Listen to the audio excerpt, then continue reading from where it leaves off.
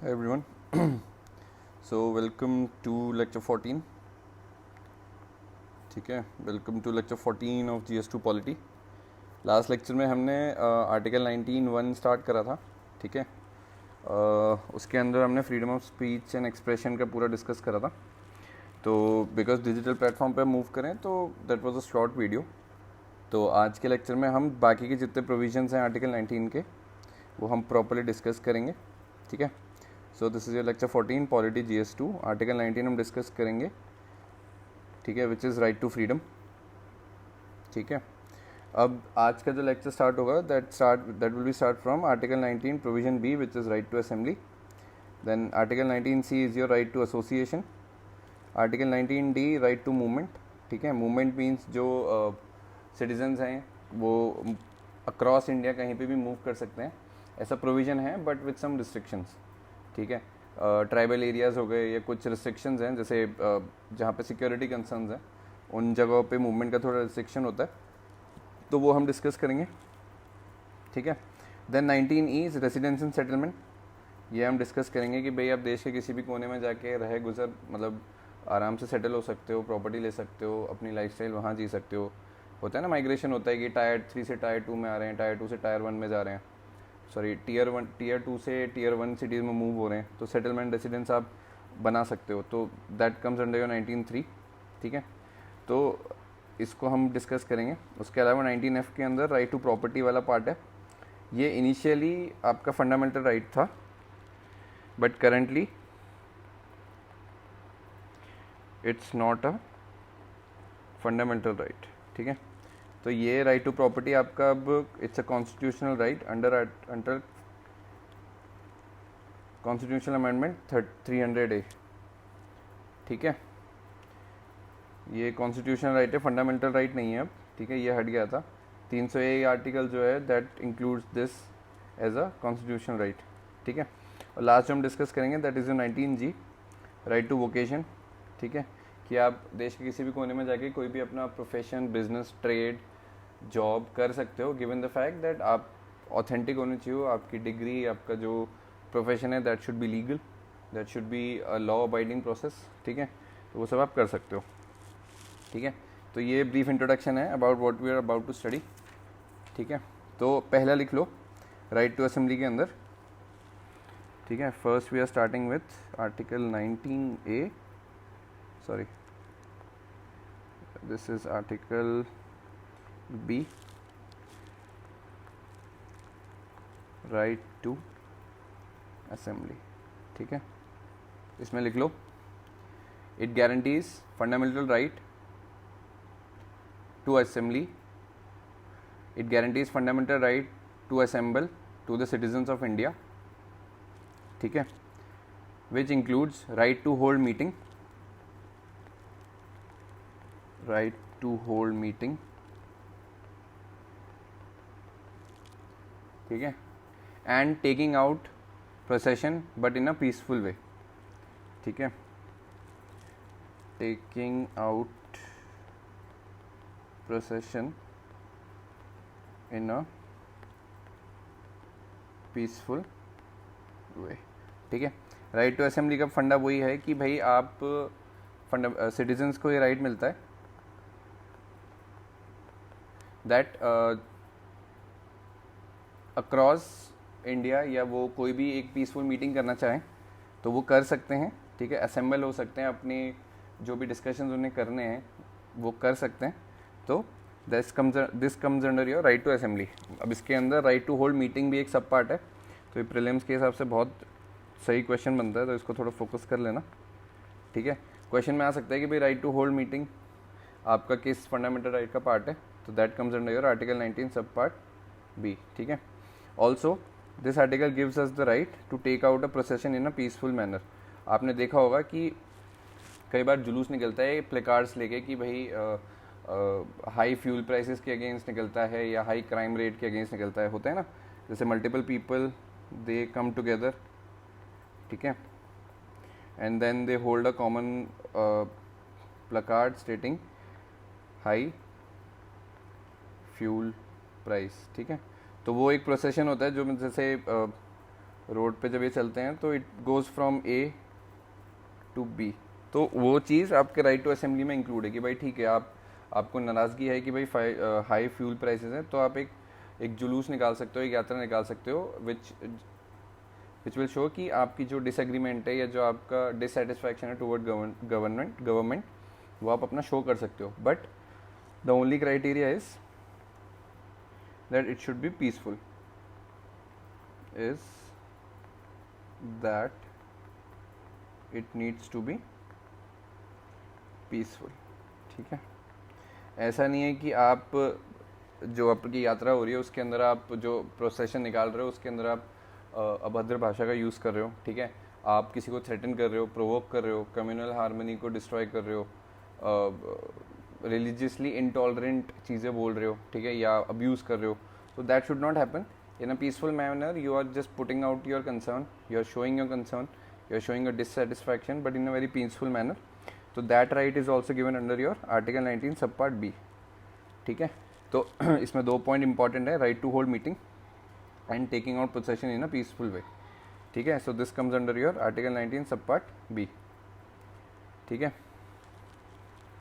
सी मैं इसलिए लिख रहा हूँ क्योंकि 19 प्रोविजन ए जो था वो हम पिछले लेक्चर में कर चुके हैं. तो now we are at C which is right to association. ठीक है, अब इसमें देखो एसोसिएशन का मतलब सिंपल है, जैसे आपका ट्रेड यूनियन हो गया. ठीक है, देन आपका इसके अंदर कोऑपरेटिव सोसाइटी, देन आपका पॉलिटिकल पार्टी. ठीक है, ये सारा एक पार्ट है कि आप फंडामेंटल राइट्स का यूज़ करके ये सारे अपने ग्रुप्स बना सकते हो जो कलेक्टिवली एक सेक्शन को रिप्रेजेंट करेंगे या किसी वर्कर यूनियन को रिप्रेजेंट करेंगे, किसी ऐसे सोसाइटी लेवल के लोगों को रिप्रेजेंट करेंगे थ्रू पॉलिटिकल पार्टी, जो कि अपनी बात आगे रख सकते हैं गवर्नमेंट के अंदर. तो all of these are allowed under your article 19C which is right to association. ठीक है, इसके अंदर आपका NGOs भी आता है, कोई ऑर्गेनाइजेशन आपको बनानी है तो वो सब भी आता है. So everything is included in article 19 सबपार्ट C. ठीक है, अब इसके अंदर एक चीज़ लिख लो, ये वाला जो है ना cooperative society, this holds a special place in this article. So right down, right to association have special privilege for cooperative society. Right to association have special privilege for cooperative society. इसके अंदर example लिख लेना, अमूल. ठीक है, आनंद milk उद्योग limited. ठीक है, तो इसके रिगार्डिंग में एक रूलिंग भी आई थी, इसको लिख लो, एस्टेरिक मार्क कर लेना, क्योंकि this is related to your 97th amendment act. उसमें क्या रहा था कि लिख लो, formation of cooperative society was declared as a fundamental right in 2011 through 97 amendment act. ठीक है, तो formation of cooperative society became a fundamental right in 2011. ठीक है, this is 2011 through 97th amendment act. ठीक है, इसका एग्जाम्पल आपका सबसे अच्छा आनंद मिल्क उद्योग लिमिटेड, अमूल. ठीक है, तो कोऑपरेटिव सोसाइटी टुगेदर, मतलब कोऑपरेटिव सोसाइटी का मतलब क्या होता है कि भाई जैसे कोई विलेज है उसके अंदर लोगों ने इकट्ठा, दे कम टुगेदर. ठीक है, उन्होंने कोई एक जैसे लिज्जत पापड़ हो गया. ठीक है, फॉर एग्जांपल ले रहा हूँ, लिज्जत पापड़ का भी जो एग्जाम्पल है that is a very motivating. तो women of an village came together. ठीक है, उनका एक कॉमन आइडिया था कि भाई हम पापड़ बनाते हैं, तो उसको एज अ कोऑपरेटिव सोसाइटी बनाया उसका एक. ठीक है, उसमें सब became a participant. Together they pitch in small amount of money, जो कि उन्हीं के बेटरमेंट के लिए, जैसे उसका SHG का पार्ट थे, सेल्फ हेल्प ग्रुप. तो उसके बेसिस पे कोऑपरेटिव सोसाइटी बनी कि भाई together they came, they form a society, they pitch money together, they built, मतलब they have their own money source, ठीक है, टुगेदर दे पिच इन, और जो पैसा था वो उन्हीं के जो भी एक्शन आइटम जैसे मशीनरी आनी है, अपस्किलमेंट होनी है, रॉ मटेरियल खरीदना है, तो जो भी पैसा इकट्ठा करा था उसी पैसे के थ्रू अपना काम करा है, ठीक है। तो कोऑपरेटिव सोसाइटी आप कभी भी कहीं से भी बना सकते हो, जैसे बड़ी बड़ी जो रेजिडेंशियल सोसाइटीज़ होती हैं उसके अंदर भी बनती हैं, ठीक है। So all of it is drive from article 19 sub part C only, ठीक है। अब इसमें कुछ इंपॉर्टेंट पार्ट है, जैसे इसके अंदर ना, इसी के अंदर 19C के अंदर you have strike off trade union and बंद बाय ट्रेड यूनियन, ठीक है। अब फंडा क्या है, ठीक है, इसके अंदर लिख लो पहला, देखो गोइंग ऑन अ स्ट्राइक, ठीक है, is a legal right.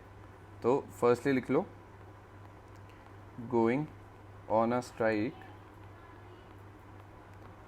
Is a legal right in all cooperative societies except few, ठीक है। अब एक्सेप्ट फ्यू में आपके अंदर लेट्स से आपकी सबसे प्राइम एग्जांपल है आर्मी, ठीक है, आर्मी हो गया, आर्म फोर्सेस हो गया, डिफेंस फोर्सेस ऑफ इंडिया हो गए, they can't go on strike, ठीक है। तो वो वाला फंडामेंटल राइट उनको नहीं है। बट यहाँ पॉइंट ये है कि भाई जो स्ट्राइक पे जाने का प्रोसेस होता है ना, वो भी वेरी वेल डिफाइंड है। ऐसा नहीं है कि किसी दिन 4 लोग इकट्ठे हुए और वो बोलते हैं कि भाई आज हम स्ट्राइक पे करेंगे, तो ठीक है, काम धंधा सब बंद कर दो। Even though going on a strike is a legal right, कि भाई जैसे ट्रेड यूनियन है किसी कंपनी की, ठीक है, they are not happy with their incomes, wages, तो वो स्ट्राइक पे जा सकते हैं। But there is a proper process that needs to be followed, और उसमें प्रोसेस क्या होता है, जैसे process to go on strike, तो इसमें कुछ रूल्स होते हैं। सबसे पहला होता है कि भाई पहले बताना पड़ता है, 1 एडवांस नोटिस, आप मैनेजमेंट को बताओगे कि भाई हम इस दिन इस तारीख को इतने से इतने बजे तक हम स्ट्राइक पे जाएंगे, ठीक है। So this is an giving an advance notice. 2, जो एडवांस नोटिस है शुड बी अप्रूव्ड, ठीक है, मैनेजमेंट उसको अप्रूव करेगा तभी वो स्ट्राइक लीगल मानी जाएगी, बिकॉज जो नोटिस दिया गया था that was not acceptable by the management itself. ऐसा ना हो कि बहुत बड़ा कोई कंसाइनमेंट जाना है और उसी दिन को ट्रेड यूनियन आके बोलेगा कि भाई हम आज तो स्ट्राइक पे, आज हम काम नहीं करेंगे, that will cause damage to the company, right. वो फाइनेंशियल डैमेज हो सकता है, उसकी इमेज ब्रेक हो सकती है पूरे कॉम्पिटिटिव मार्केट में, all of that can happen. तो फर्स्टली एडवांस नोटिस देना ज़रूरी है, ठीक है, वो नोटिस का अप्रूव होना ज़रूरी है, ठीक है।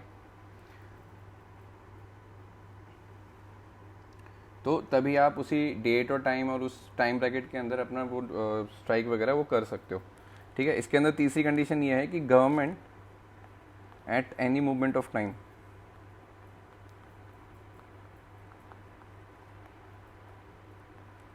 Can cancel any strike and can ask trade union to cancel the same, ठीक है। अब फंडा क्या है, जैसे फॉर एग्जांपल इसमें ले लो कोई कंपनी है, let's say Dettol making company है, ठीक है, डेटॉल सैनिटाइज़र बना रही थी कोविड के टाइम पे, ठीक है। अब कोविड के टाइम पे सैनिटाइजर्स की रिक्वायरमेंट है अक्रॉस ग्लोब, अक्रॉस इंडिया, ठीक है, सो दैट प्रिकॉशनरी मेजर्स ले सकते हैं। बट वहाँ के ट्रेड यूनियन ने फॉर एग्जांपल बोला कि भाई हम आज स्ट्राइक पे हैं, उन्होंने नोटिस दे दिया, नोटिस अप्रूव भी हो गया बिकॉज कोविड ऑनसेट से पहले का नोटिस अप्रूव्ड है, तो उनकी डेट टाइम सब स्पेसिफाइड है, ठीक है। बट गवर्नमेंट ऑल्सो नो कि भाई सैनिटाइज़र बनाना is a very basic necessity at the moment, ठीक है। एसेंशियल सर्विसेज एक्ट लग चुका है, उसके अंदर आपका हैंड सैनिटाइज़र डिक्लेयर भी हो चुका है, ठीक है। तो उस डिक्लेरेशन के बाद यू वांट मैन्युफैक्चरिंग और the production companies to boost their production. But ऐसे में अगर कोई आके आपको बोल रहा है कि भाई हमारी कंपनी में तो प्रोडक्शन नहीं होगा बिकॉज अभी ट्रेड यूनियन स्ट्राइक पे है, तो government has this arbitrary power कि भाई वो बोल सकते हैं कि अभी जरा स्ट्राइक को ज़रा साइड में रखो, अभी रिक्वायरमेंट है कि भाई काम हो ताकि प्रोडक्शन होता रहे, so that many lifes can be saved, ठीक है। तो उस केस के अंदर जो भी स्ट्राइक प्लान थी या जो स्ट्राइक हो रही है उसको government have the authority to cancel it, ठीक है। तो ये एक एग्जांपल से आप समझ सकते हो, कैन कैंसिल इट, ठीक है। ये एक एग्जांपल था टू शो कि last power ends up with the government only. पहला तो प्रोसेस क्या है स्ट्राइक पे जाने का, पहला आपको नोटिस देना है, दूसरा वो नोटिस अप्रूव होना चाहिए, एंड उसके बाद आप अपना जो भी स्ट्राइक वगैरह है कर लो। बट अगर ज़रूरत पड़ी तो government can ask you to cancel your strike और can ask the trade union to cancel your strike, ठीक है। तो वो चीज़ें कभी भी हो सकती हैं, ठीक है। अब इसमें स्ट्राइक के बारे में तो अभी हमने पढ़ लिया, तो सेकंड हम पढ़ेंगे बंद के बारे में, ठीक है। अभी मैं लिखवा दूंगा सारा, ठीक है। तो सबसे प्राइमरी चीज़ क्या है, जो बंद है इट इज़ इलीगल, ठीक है, इलीगल है ये, ठीक है। And the reason given by the supreme court is, reason is given by Supreme Court in 1998 states that band is coercive in nature,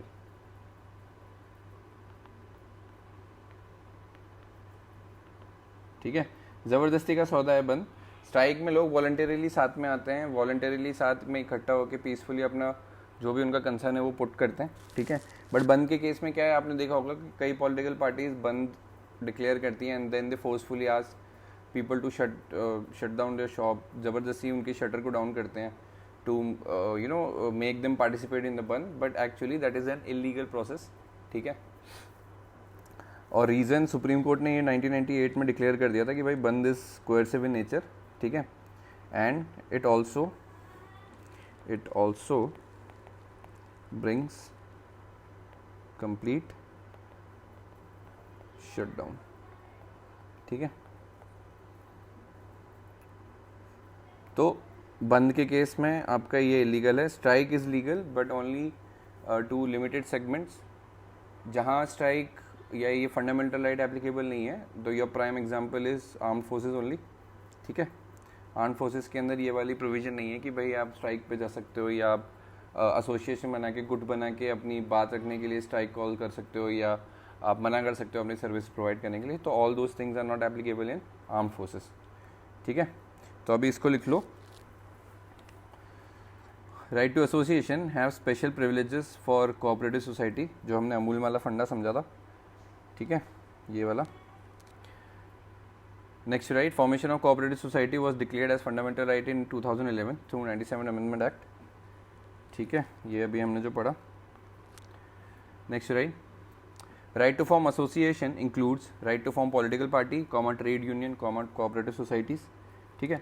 वही जो भी हमने एग्जांपल पढ़े, जैसे इधर हम ट्रेड यूनियन की बात करें तो political party is also there, political party बनाना भी is fundamental right under formation of association. तो political party, then you have trade union, then you have cooperative society, ठीक है।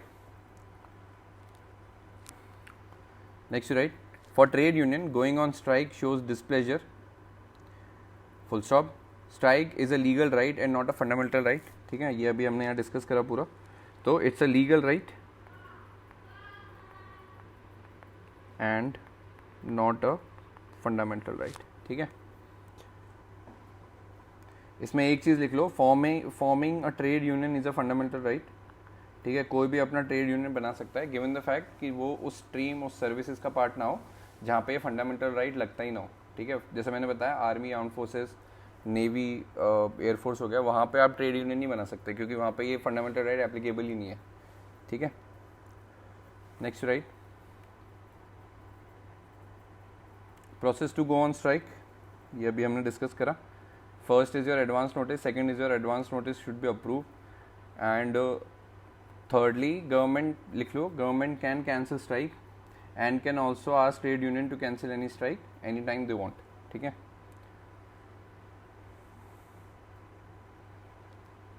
बंद का फिर हमने डिस्कस करा था, बंद का लिख लो, bandh is an enhanced version of strike and it is illegal as it may threat right to life, ठीक है। इसके अंदर it also threat right to life which is article 21, ठीक है, फुल स्टॉप। आगे लिखो, supreme court in 1998 held that bandh is illegal as if it involves element of coercion and it brings complete shutdown, ठीक है। नेक्स्ट लिख लो जो exemption था, which is armed forces for article 19C। लिख लो, armed forces does not have the right to protest and can't form any political groups, ठीक है। तो they don't have the right to form any association, इसको लिख लो, can't form any association, ठीक है, can't form any political party, ठीक है, ठीक है। अब ये जो डिनाइल है ये कहाँ से ड्राइव हो रहा है, ये सारा ड्राइव हो रहा है आर्टिकल 33 से। इट गिव्स पार्लियामेंट, या गिव्स की जगह ना इट एम्पावर्स लिख लो, it empowers parliament to deny certain fundamental rights for armed forces. It empowers parliament to deny certain fundamental rights to armed forces, ठीक है। So this was all about your article 19 sub part C। अब लिखते हैं D, article D which is your right to movement, ठीक है। इसमें लिख लो, वैसे इसमें कुछ है नहीं, बस इसमें PVTG वाला जो ग्रुप है उनके एरियाज़ के अंदर it's not allowed for free movement. So what is PVTG?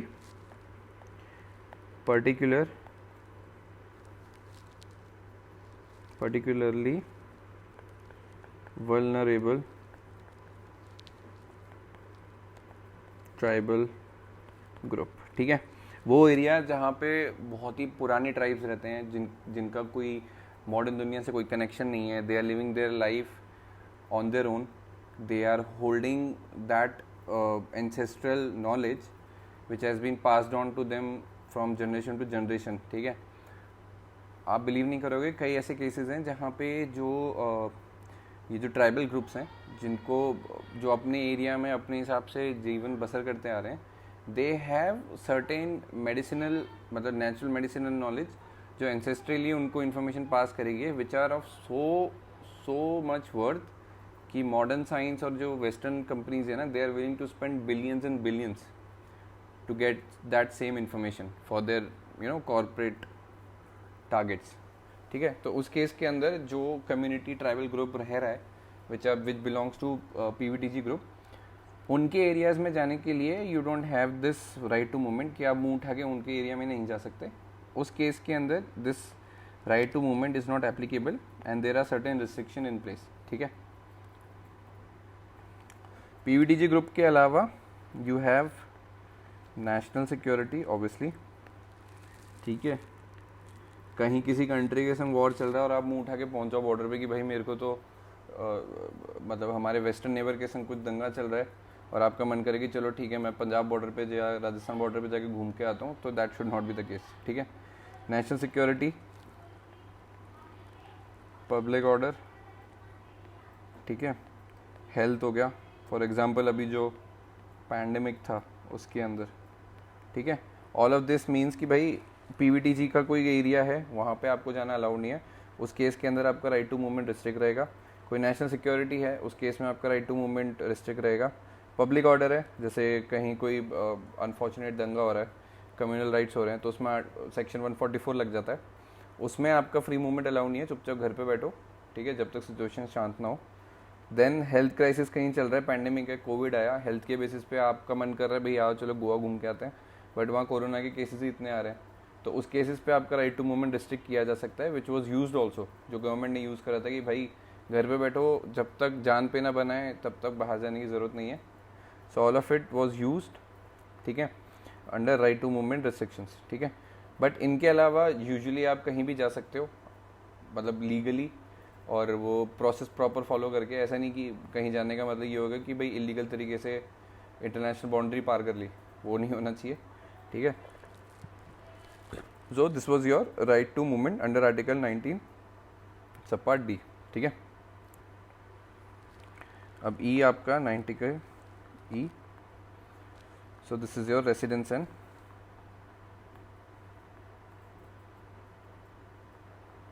Settlement. अच्छा एक चीज़ रह गई इस केस में ना, जैसे नॉर्थ ईस्ट के कुछ स्टेट्स हैं, certain for north east we have certain states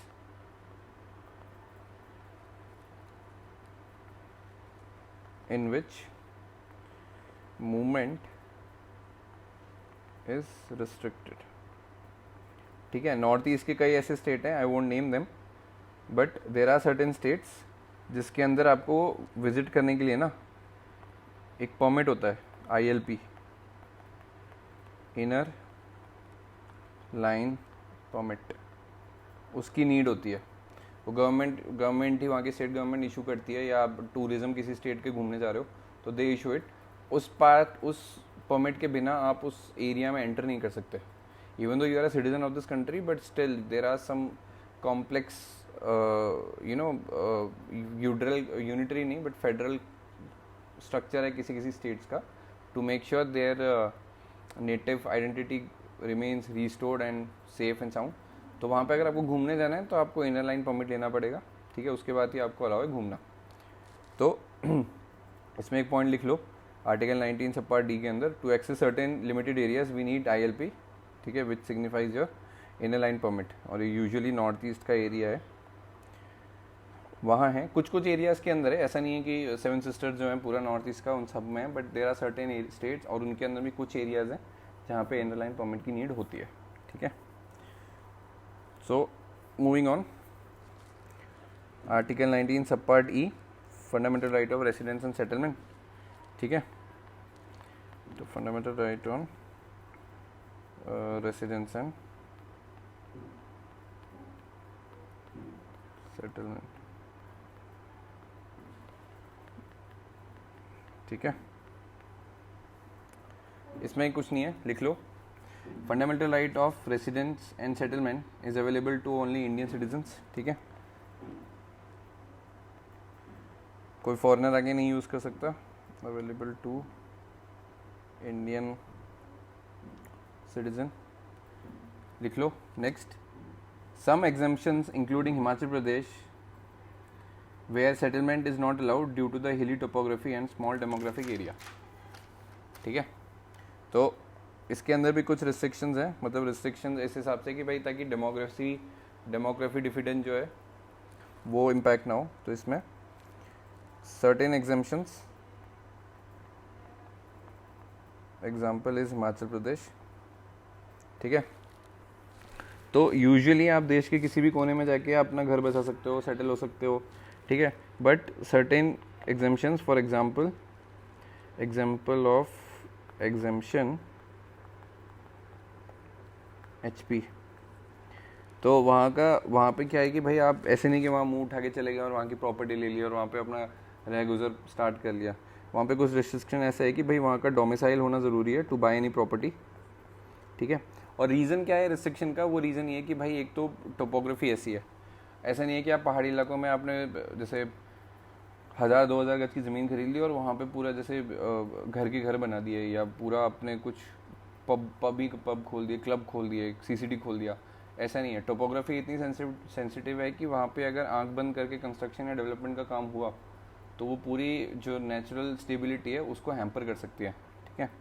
तो reason why there is a restriction in settlement and उसको लेके रिस्ट्रिक्शन है वहाँ पे, ठीक है, रेसिडेंस एंड सेटलमेंट के लिए, कि हर कोई नहीं ले सकता वहाँ पे, is because of the hilly topography, ये डोमिसाइल तो एक कंडीशन है, condition who can have residence and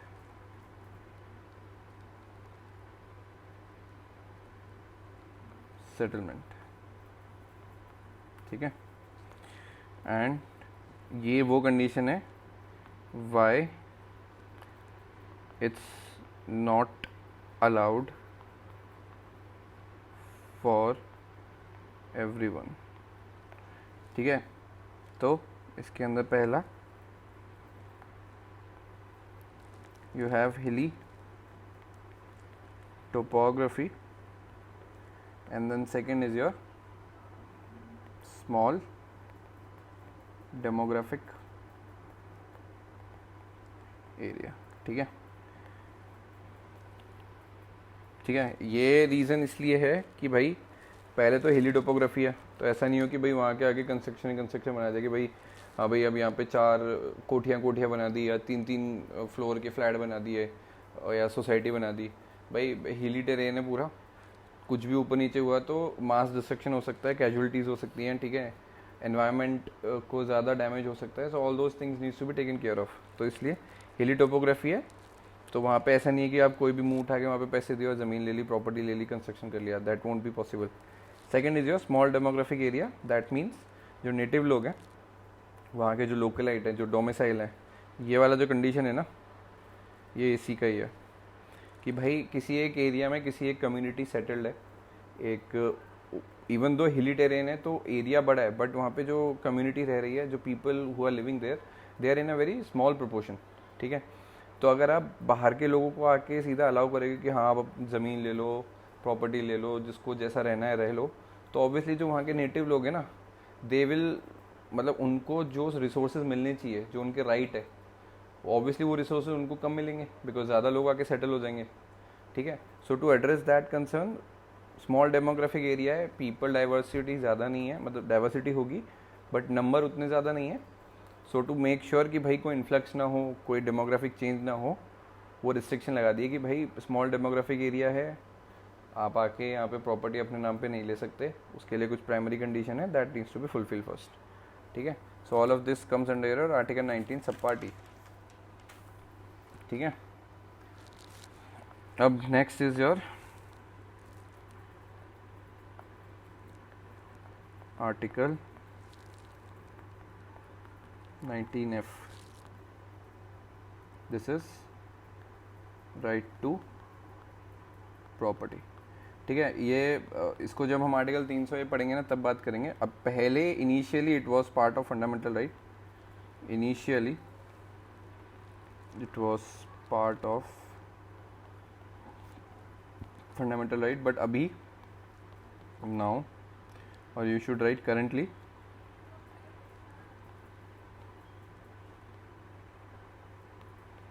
it is not a fundamental right but a constitutional right under article 300A, ठीक है।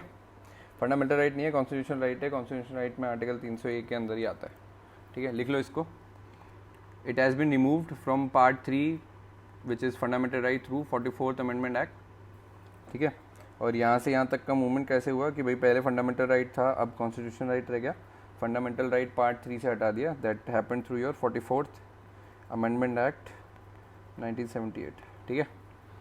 तो लिख लो, it has been remove from part 3 bracket में fundamental right through 44th amendment act of 1978 and made a right which is a constitutional right in part 12 of constitution under article 300A, ठीक है।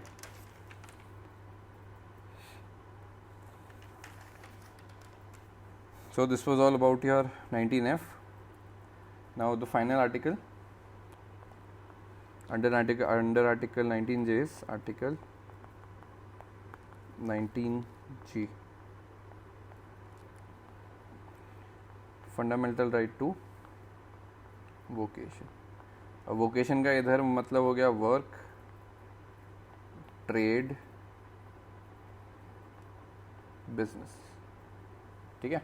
फंडा वही है कि आप देश के किसी भी कोने में जाके कोई भी अपना प्रोफेशन लीगल तरीके से कर सकते हो, कोई भी आपका जॉब है वो कर सकते हो। गिवन द फैक्ट अगर आप जॉब कर रहे हो तो वो आप जो स्किल है या जो आपकी क्वालिफिकेशन है that should be legally certified, ठीक है। अगर आप डॉक्टर हो तो आप मेडिकल कॉलेज के पढ़े होने चाहिए। अगर आप लॉयर हो तो आपने बार का एग्ज़ाम क्लियर करा होना चाहिए। अगर आप मतलब अगर आप जैसे MBA हो तो किसी न किसी MBA बिजनेस स्कूल का एलुमनाई होना ज़रूरी है, ठीक है। All of these are like precondition जो कि होने चाहिए, ठीक है, if you want to work legally in any part of the country, ठीक है। इसमें लिखो vocation can only be done when duly certified.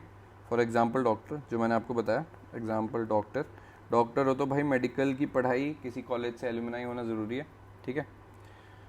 Now इसमें इंपॉर्टेंट चीज़ क्या है वो लिख लो, certain restriction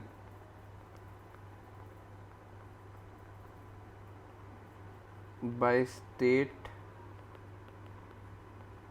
can be put in terms of qualification, ठीक है। अब इसका फंडा क्या है, लिख लो पहले इसको।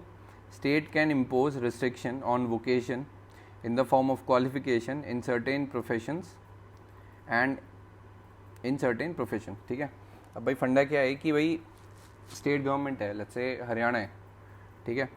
तो उस केस में हरियाणा जैसे जो भी बंदा यहाँ पे डॉक्टर की प्रैक्टिस करने आ रहा है उस केस में वो एक क्वालिफिकेशन का लगा सकती है कि भाई हरियाणा के स्टेट में अगर आपको डॉक्टर एज अ डॉक्टर काम करना है तो आपको MBBS होना ज़रूरी है, ठीक है। तो जिसके पास भी डिग्री है MBBS की सिर्फ वही बंदा इस स्टेट में आके काम कर सकता है, ठीक है। इररिस्पेक्टिव अगर आप हरियाणा के नेटिव हो या आप बाहर से आ रहे हो, अगर आपके पास MBBS की डिग्री नहीं है तो आप यहाँ डॉक्टरी की प्रैक्टिस नहीं कर सकते, ठीक है। इसके ऊपर भी हो सकता है कि भाई हरियाणा ये भी बोल सकता है कि MD जो है, ठीक है, मास्टर, तो वो MD वाला जो पार्ट है वो आप लगा सकते हो, तो वो स्टेट गवर्नमेंट के ऊपर है, ठीक है। तो all these things as part of qualification can be impose by state government, ठीक है। नेक्स्ट लिखो, अब इसमें ना कुछ जो बिजनेस और ट्रेड है उसको भी गवर्नमेंट अपना पार्ट बना सकती है, गिवन द फैक्ट अगर कोई ऐसी कंडीशन है जिसके अंदर ज़रूरत है बहुत ज़्यादा, मतलब फटाफट काम करने की, या बहुत ज़्यादा इमरजेंसी हो गई है। फॉर एग्जांपल अगर मैं बोलूँ तो गवर्नमेंट कैन टेक ओवर, इसमें लिख लो, गवर्नमेंट नहीं स्टेट लिख लो, state can even take over a business और ट्रेड पार्शियली और completely provided it is in public interest, ठीक है। तो इसका प्राइम एग्जांपल क्या है, नेशनलाइजेशन ऑफ बैंक, ठीक है। 1950s to 70s के अंदर जो भी नेशनलाइजेशन ऑफ बैंक हुए थे वो पब्लिक इंटरेस्ट के तौर पे गवर्नमेंट ने अपने अंडर इसलिए लिए थे कि भाई बिकॉज जो रूरल क्रेडिट, रूरल एरियाज़ में जो लोन्स देने थे, या जो रिटेल लोग, जो नॉर्मल लोग थे, उनको जो लोन देने की फैसिलिटी थी वो ज़्यादा अच्छे से काम नहीं कर रही थी, बिकॉज जो बैंक्स थे वो बड़े बड़े बिजनेस टाइकून्स और बड़े बड़े इंडस्ट्रियलिस्ट को ही पैसा दे रहे थे, और जो नॉर्मल आदमी, गरीब आदमी है जिसको अपनी बिजनेस के लिए पैसा चाहिए, होम लोन के लिए पैसा चाहिए, कार लोन के लिए पैसा चाहिए, उन तक ये फैसिलिटी नहीं पहुंच रही थी, ठीक है। तो लार्जर पर्सपेक्टिव में आप देखो तो पब्लिक इंटरेस्ट के बेसिस पे government can take over any trade और एनी बिजनेस, ठीक है, फॉर द पब्लिक इंटरेस्ट, ठीक है, वो चीज़ हो सकती है। So that provision is also given under Article 19 subpart G, which is specific to your fundamental right to vocation, ठीक है। So with this we are done with our today's lecture, ठीक है। I hope you like this video, ठीक है। Next lecture में article 20 start करेंगे, 20 के साथ article 21 which is very very important, right to life पूरा है इस पर, तो वो पढ़ेंगे पूरा अच्छे से, समझेंगे चीज़ों को। तो अगला लेक्चर काफ़ी इंपॉर्टेंट और बड़ा होने वाला है, सो स्टे ट्यून, ठीक है। I hope you like this video, पसंद आया तो ये कर दो लाइक, शेयर, सब्सक्राइब भी कर दो, ठीक है। कोई कंसर्न, क्वेरीज वगैरह हैं तो ड्रॉप द मेल और drop a queries in the comment section, ठीक है। ठीक है, I hope you like this video informative, कुछ पसंद आया तो कर दें like, share, subscribe, and I see you in the next one. Thank you.